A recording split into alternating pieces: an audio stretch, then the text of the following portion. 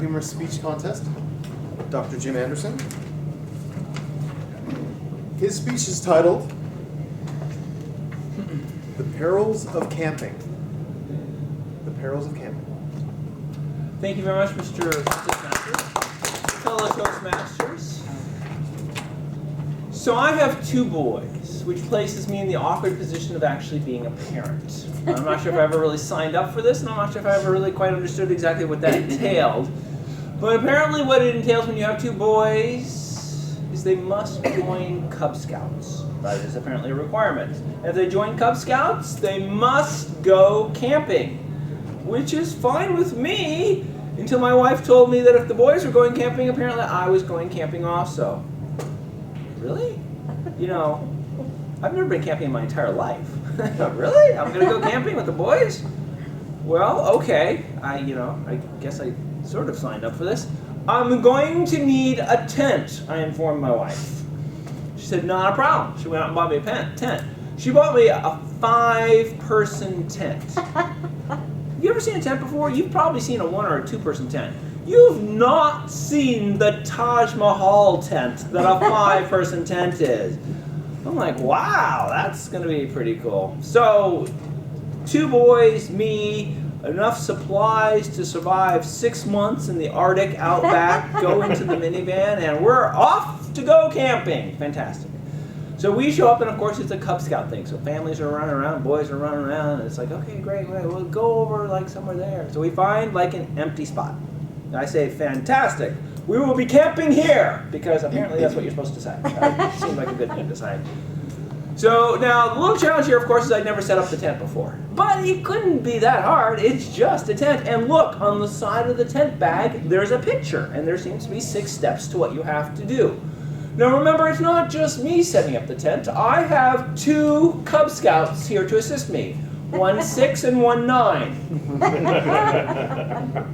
They were completely useless. In fact, if anything, they were more of an encumbrance than an assistance, right? So I unfold the tent and I sort of stretch it out. And the way these things actually work is that there's a little like tension bar that goes over the top. The challenge with it is that you put the tension bar in a little hole, and then you put tension on it, and you run to the other side, and you try and put it in the hole, and then of course it comes out the other hole, so then you run back to, have I mentioned how large a 5% tent is? It's huge. So, 2, maybe 3 hours into this process, the tent is up! We walk into the tent, I say, this is fantastic. Here's the ante room, here's the living room, here's the foyer, here's the... I said to the boys, I will be sleeping over here, and you will be sleeping all the way over there, pretty much out of eye shot, which is fabulous for me. I'm all good with that. But that was, you set up things, you get hungry, right? So now it's time for dinner. Got no problems with that whatsoever. So we, get around a little campfire, we do little hot dogs and stuff like that. Then it's time for s'mores. S'mores, that's why you go camping, right? Well, to do a proper s'more, you have to melt a marshmallow. So you got the fire. Now you can't just put it on your hand. You need to stick it on the end of like the metal thing, and you stick the metal thing into the fire, and you heat up the s'mores. And I had high school physics and chemistry, and you would have thought that I would have realized putting something metal into a fire it's going to heat up the marshmallow, so that's good. But the whole metal thing's going to heat up. So there I am with my marshmallow in the fire thinking, my hand doesn't feel so comfortable right now. Why doesn't my hand? Oh, because I'm cooking my hand. Ah! That marshmallow's gone. So we got sticks and stuck marshmallows on the end of them, and we're done with them. And that was all fine. So this is cool. We did the s'more thing. We did the tent thing. Everything's cool.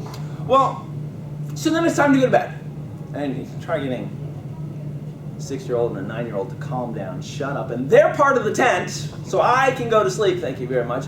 But eventually, we were successful. They went to sleep, I went to sleep.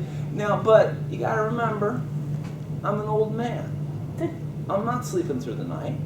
Middle of the night, I wake up, time to go hit the bathroom, not a problem. I come out of the tent, and I hear the most god-awful noise I've ever heard in my entire life.